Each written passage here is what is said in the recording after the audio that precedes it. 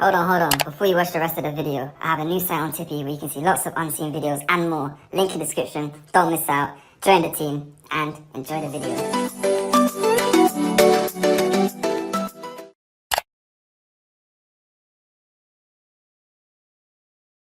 For being here.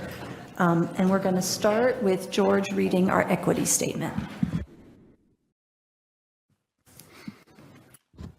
In Asheville City Schools, we are committed to equity and anti-racist policies for all students and staff to learn and thrive. We recognize that our positions come with power, responsibility, and public service for the entire.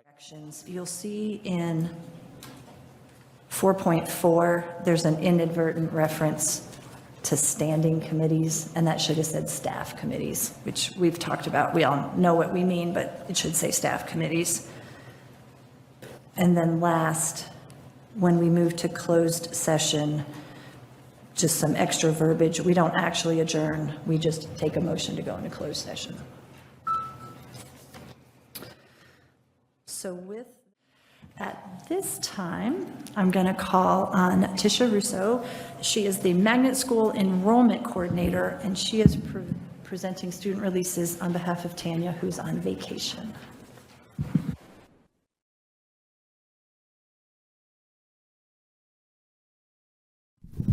Okay. In your agenda, you should have two lists for releases. Their short list is for the 24-25 school year. The longer list is for the 25-26 school year.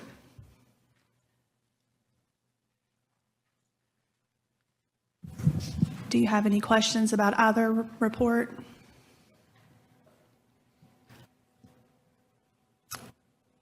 Any questions, board members? I think we're all good. Thank you. Thank you. And this time, we will move to a conversation on strategic planning. And I'm going to call on Dr. Was that the statements that manufacturing was in the past, and what I've seen is that manufacturing, production, producing things, creating, fabricating is very much in the present. And people who have the ability to learn their job and change their job and adapt, like those are exactly the skills employers need. So I'm just kind of tagging on that is absolutely right. Liza and I talked about the importance of these higher order thinking skills, and have questions around how do you measure creativity? How do you measure growing in that idea of creativity or in collaboration? How do you have a baseline, and then how do you see that? Oh yeah. No, I was never measured as a teacher on how well I taught that. I was measured as a teacher on how well did I teach a child to find the slope of a line or the intersection of systems. But I could tell the kids that were in my math class at Asheville High School if they were in Rafika's class at Asheville Middle. And I remember talking to Rafika about that, like the grit, the ability to problem solve a different way, the language she used, and you can see that across the board. And what a disservice it is that we haven't built a system. And then talking to Kim and Tim and Heidi, we do have things like pockets, like project-based learning or graduation portfolios or student-led conferences or Socratic seminars or fish bowls where we foster that, but we don't measure how successful, and what a disservice that has been, and it's kind of frustrating. And I also want to say, Jesse, none of my 7 children like math, none at all. And I was a great math teacher, so. Thank you. Thank you for sharing. Remember this?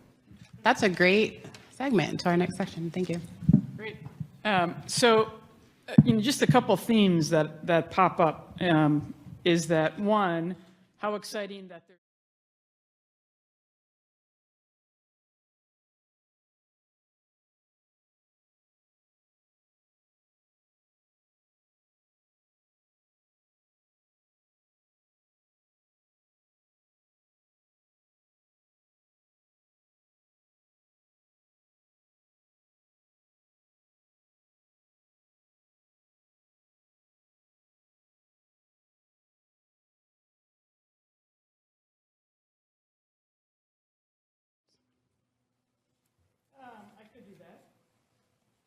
Let's shout them out, Okay, shout them out. in case people have things they want to Okay. add on and then put some efficiency. I will allow a shout. I will. Be able to make. Be accountable to peers and adults. Be accountable to their peers as well as adults. Act with integrity.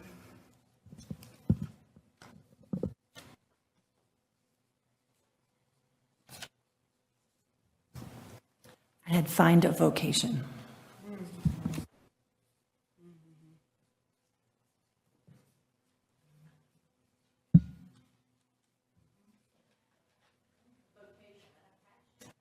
Yes.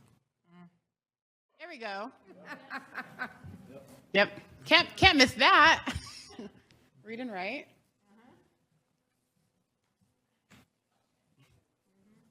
Math, is that part of the?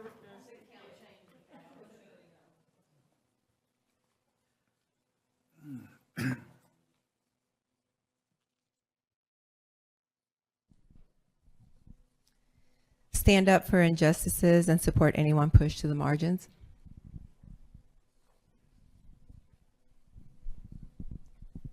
And we are talking about high school kids, right? Okay, all kids. You could differentiate that. There might be things for a young person that might be different with the next question as well. So you could think about what are the types of learning experiences students would have to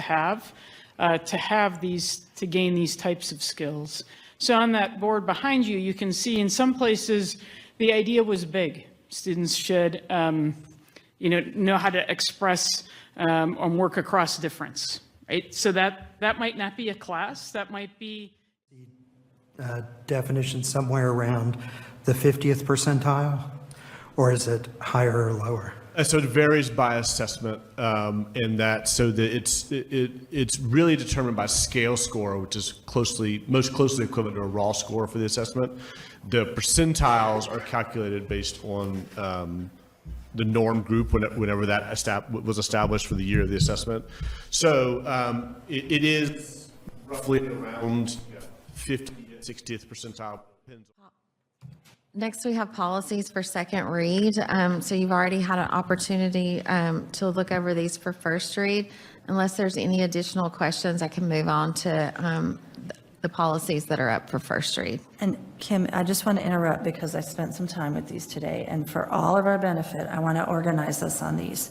The 4 on second read. Attached to the Board of Education individually or collectively for personal injury.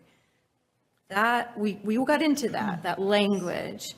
And just because they may be required to, it doesn't change whether they need the insurance. Is that? It doesn't change what your insurance carrier requires. And that's correct. And that may be how the superintendent decides whether it's going to happen. We checked with insurance and they said they would not cover, they said you should have them get. Closure of APS.